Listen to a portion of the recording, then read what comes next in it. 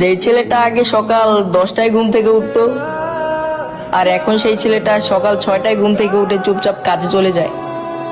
মায়ের সাথে খাবার নিয়ে ঝামেলা করা ছেলেটাও আজ সামনে যাই পায় তাই চুপচাপ খেয়ে নেয়। স্কুল এবং বিয়েবাড়ি আনন্দ করে মাতিয়ে রাখা ছেলেটাও আজ কোনো উৎসব হলেও সে চুপচাপ করে বসে থাকে।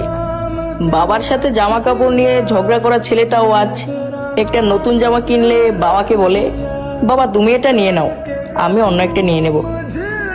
মায়ের কাছে ছোটখাটো জিনিস নিয়ে বায়না করা ছেলেটাও আজ পরিবারের ইচ্ছা পূরণ করতে ব্যস্ত হয়ে গেছে। হ্যাঁ, আমরাই ছেলে মানুষ, আমাদের জীবনটা এরকমই হয়। শালার আমাদের ফিলিংসটা কেউ বোঝেই না।